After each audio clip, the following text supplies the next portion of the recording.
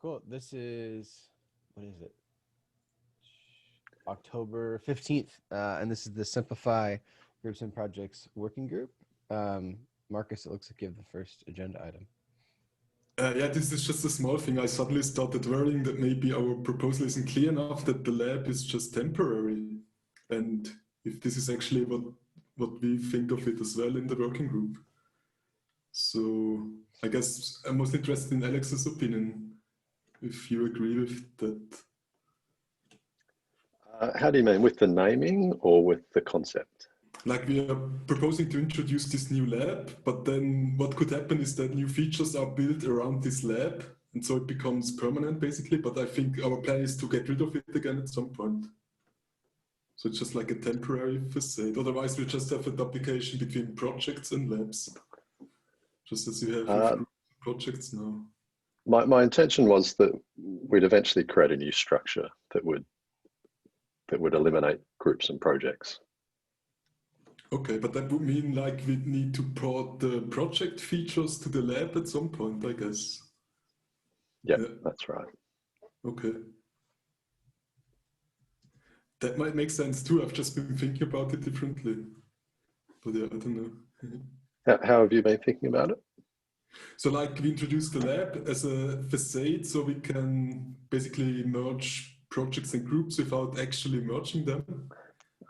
And then we would port the group level features to the project at some point, and then we can get rid of the lab again and the group. And at that point, we could basically rename project to lab, but that would be also a lot of work, I guess.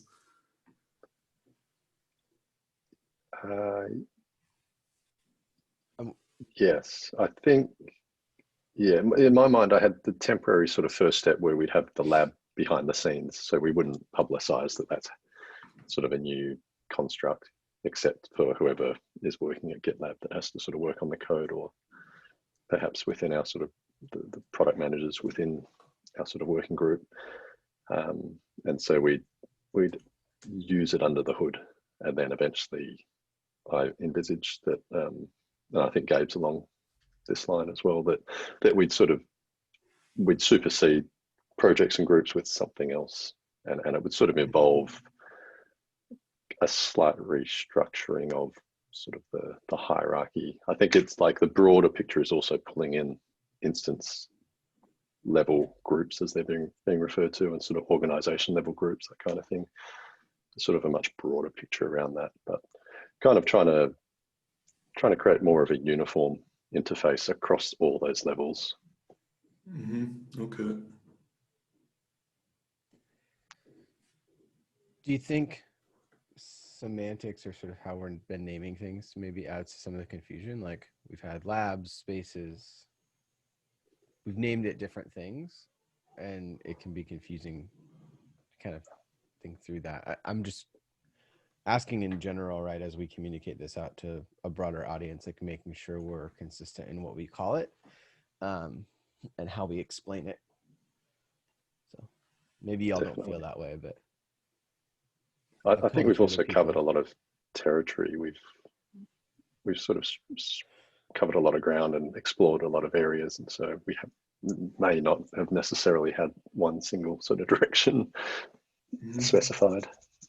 I get that a good conversation going on now. It's like, do you have a permanent lab that you port features into, or is that temporary so that you can eventually port everything into either a group or project and then delete the other thing? And I would say, like, the trade-off there, it's an implementation decision, so entirely engineering, I think, for the most part. But from a product standpoint, I would say, like, what are some of the things that are broken about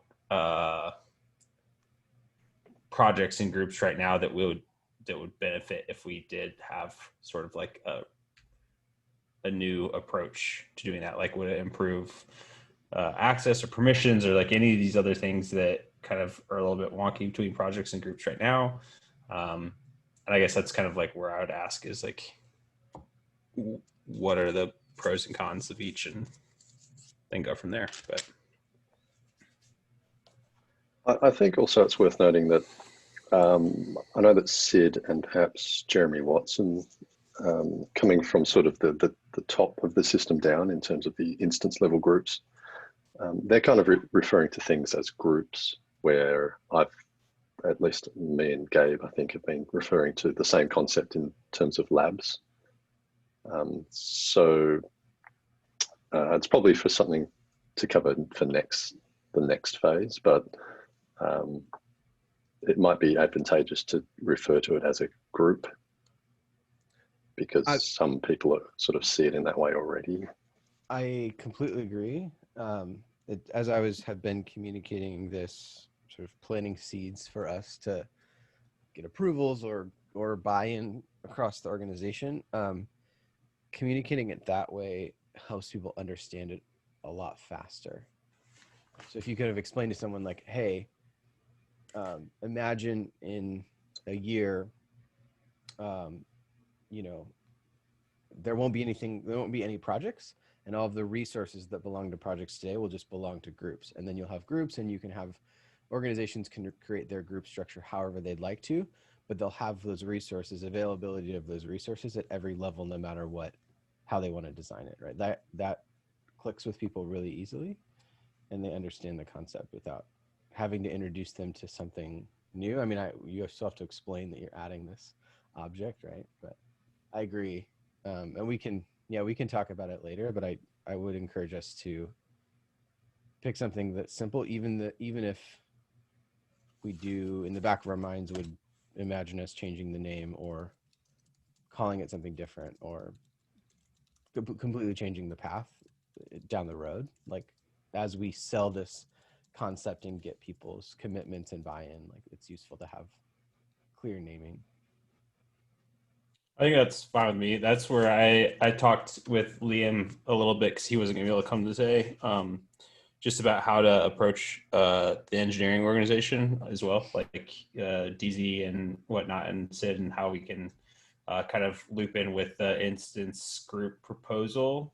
Because I think this sort of like is that just with some other things part of it that solve some of the other problems as well.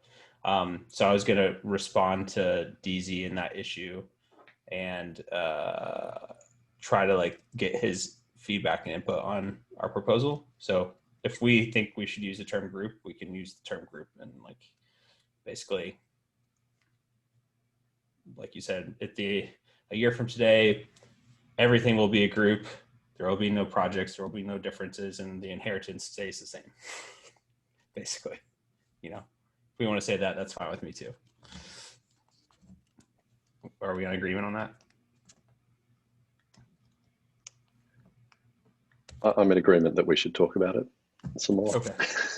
But yeah, I think it's a good idea. That we should talk about what more, Alex? How we approach. I don't know. Should I mention my point?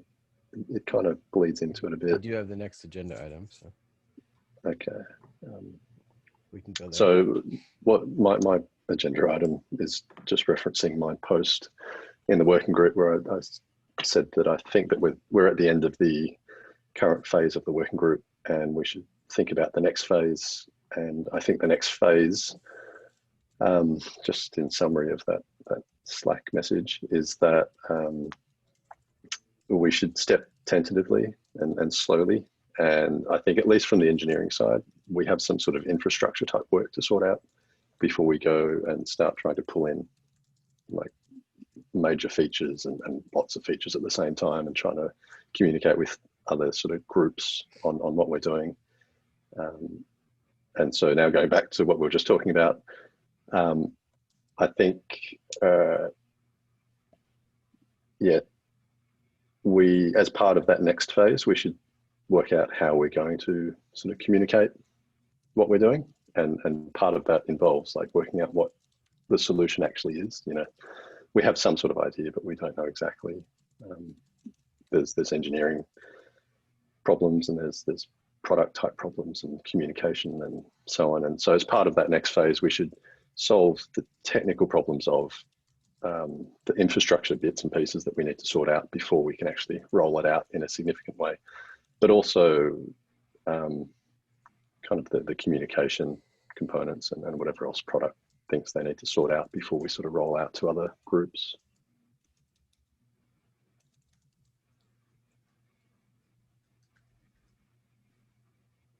And you also mentioned writing some documentation like developer guidelines probably, so I guess that would also solve my or address my concern. Yeah. Okay. Yeah, I think, yeah, because part of the problem is going to be that in terms of like the next phase, in terms of getting things merged, every time you push a merge request through, you're going to have to explain what you're doing, why you're doing it. And that's going to be awful. So we're going to have to sort that out. And part of that is going to be, you know, at least we can point to some document and say, this is in reference to this work that we're doing. Go read that document. It sort of sums up what we're doing.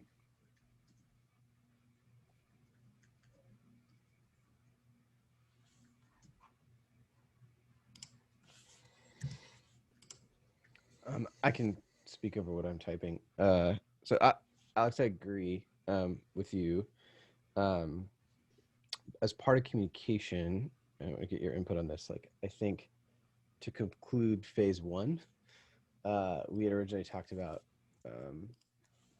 sort of documenting our work in an opportunity canvas review, which is Gabe did the first one, which initiated this working group, which was focused mostly on problem.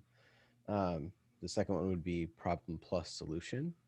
Now it doesn't have to be these canvas reviews. If you've never seen one, like they don't have to be detailed and prescriptive in the solution. But if for example, we want to talk about the concept of a lab or call it groups, like we should have some clarity there and figure that out.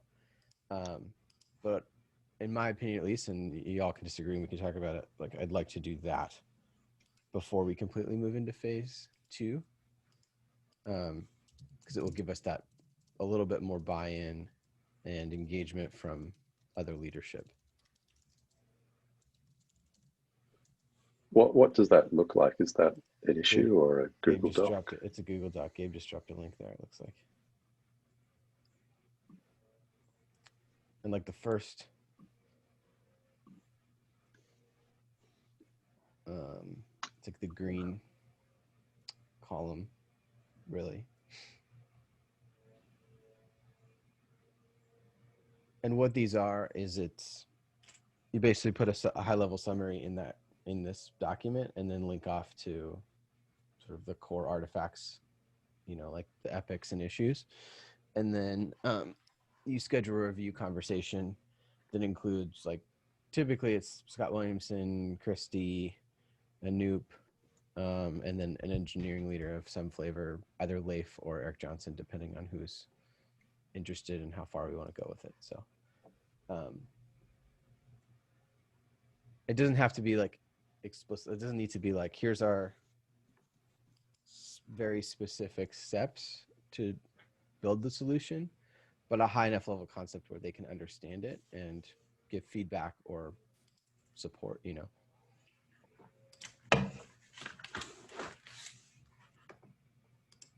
And what's the kind of outcome of producing that and presenting it?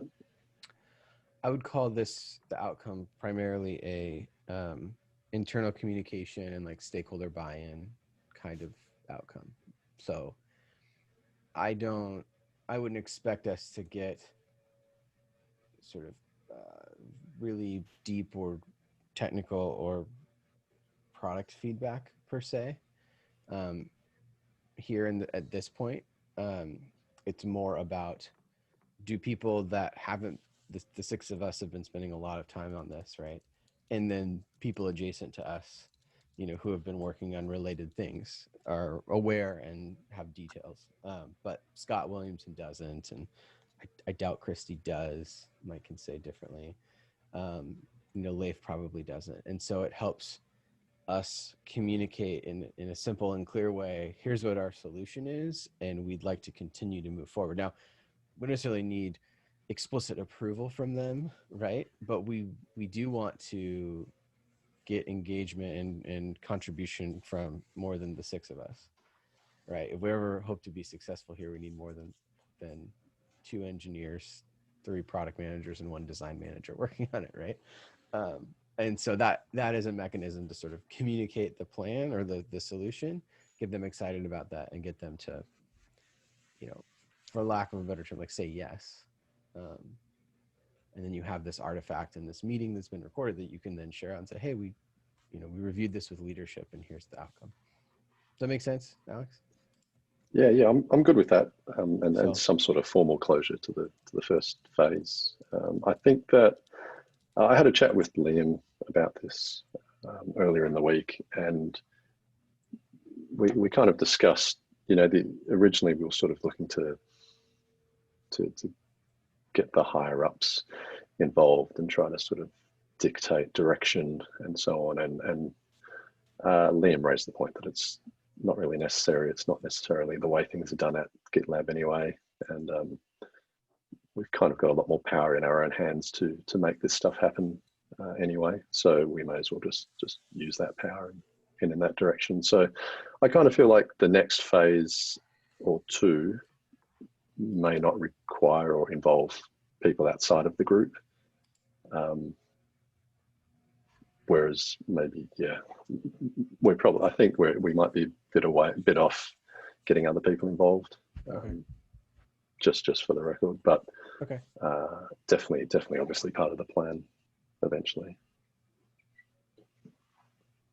Okay.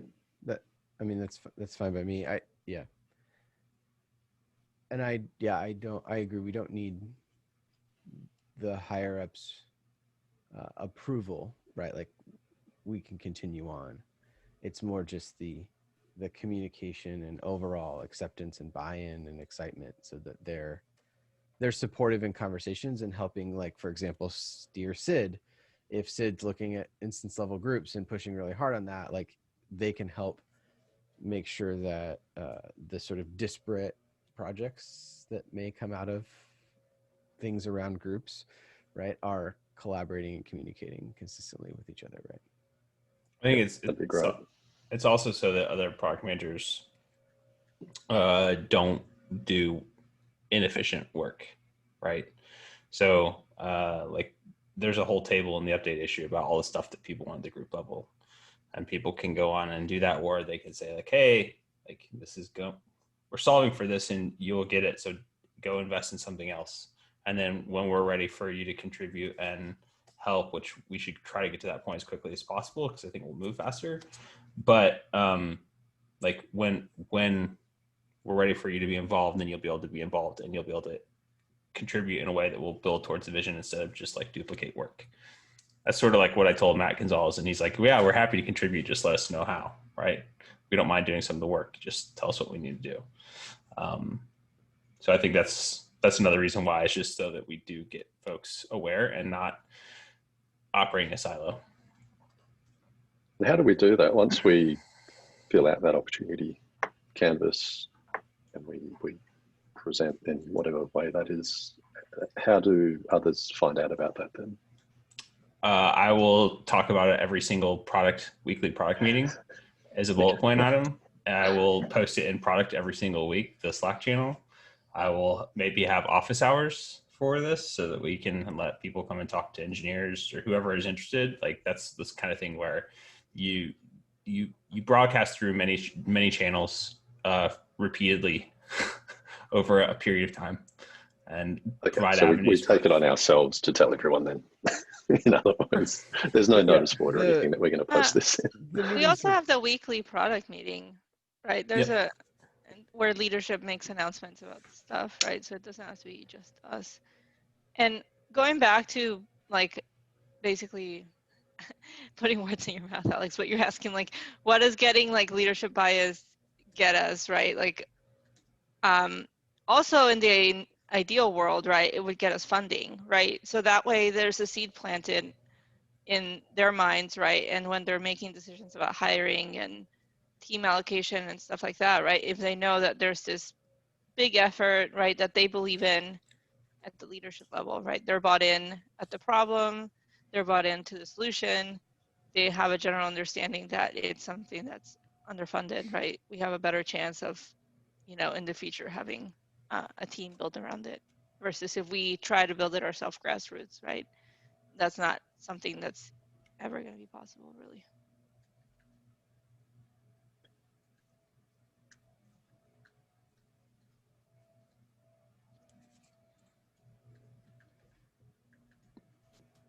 But yeah, I think overall, I agree that if we should try, like, yes, we should get buy-in and the general concept of like merging groups and projects together, right? And that's going to fix these issues. And we should start with something very small. I like your idea, Alex, of basically starting with plan specific issues, right? Because like that's why we formed this group, right? Like at the end of the day, Gabe, that's a big part of why you want to solve this. So if we start with plan and work out all the kinks of basically how this is going to work, right? Both from the design perspective, like development perspective, right? And if we do have like a nice packaged way, I know it won't be like super easy like that, but if we have like at least guides, right, of like, hey, when your stage is transitioning to this new model, this is the kind of stuff that you'll need to do. This is how long we think it will take based on, you know, how we did it with other stages. I think that's a much easier sell than trying to like convince everyone at once and do everything at once. And we get immediate value out of it, right? Like if we can have issues and at the project, at the group level, then that's in itself is very valuable.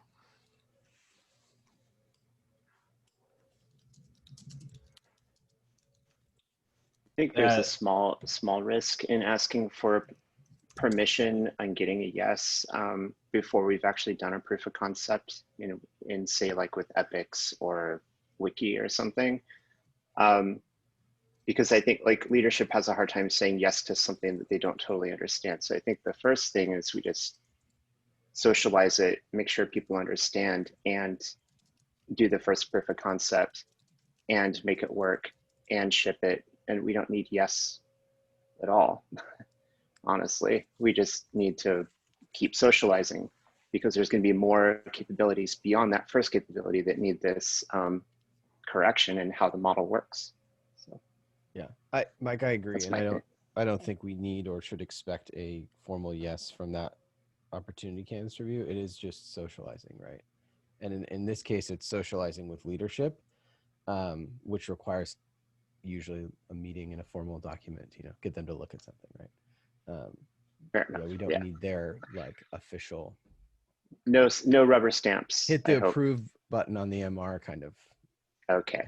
You know. Okay, I wanted to clear that up because I was a little nervous about that. Okay. But we should make sure we're directionally aligned and at least there's awareness. I like the part that you're talking about, just in that it's like, I feel like we keep trying to solve this problem like 50 different ways, right? Like there's a new issue every couple of weeks that is sort of trying to solve this, right? And it would be nice if we at least had alignment of like, okay, this is a team that's trying to fix it, that larger like data architecture issue. This is how they're trying to fix it, right? Let's not like start any new like ideas before we like prove or disprove this specific approach that this team is working on. I think that would be a really nice outcome from this review. Yes, and that's part of my bullet E like suggestion or tactical recommendation here is that we give some finality to the effort, like the last 4 months or whatever, so that you can point to the like working group page and see us listed under like solved problems working groups, right? Not to say that we've completely cracked it, but it makes it so we don't have to relitigate this again, like Melissa said, every time something else comes up. Yeah, I like that idea. Do we want to ask for, do we want to open a new working group, or how do we feel about that? I feel like if we don't, we won't get anything done. Maybe we will. I don't know. But I guess What would be, oh, go ahead. No, Melissa, you go. I was just going to ask, what, in your mind, what would having another working group achieve? that we wouldn't if we didn't have it? Formality to solving the problem because it's big, and people across different stages being able to contribute and getting approval from their managers to do so and to help. So for this first phase, we've said basically it's plan and access, right? Essentially, the people that would be kind of doing the work, so to say. Maybe, or if Marcus is interested in helping, like I think he's from Create, right? And, Okay, I see what you're saying. So we can have like other people contribute if they want to. yeah, we could try to get a staff engineer to participate more full time and be part of. Like, it's just it's really a team that's focused on solving the problem that isn't siloed to a specific stage or product group.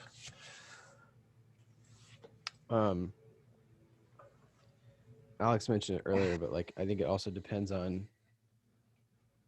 how much you do. Like, do we realistically think we'd get a staff engineer immediately? And like, let's say phase 1 ends next week. Like, if we're focused on moving issues to the group level, and it's really going to be work from Alex, maybe Marcus contributes, and a couple plan engineers. Like, do we really expect at that phase to get contributions from staff engineers?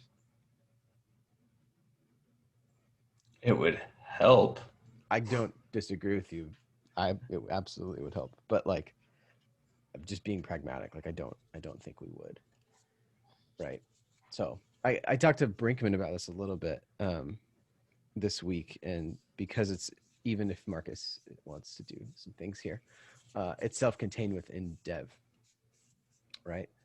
So I don't know if we need the formality to achieve the same outcome, assuming he's on board, assuming, Tim Zalman's on board, Mike, you're on board, like, and the 6 of us are still fully committed, plus hopefully a couple other engineers from plan or access, then I think phase 2 would be successful regardless. My opinion.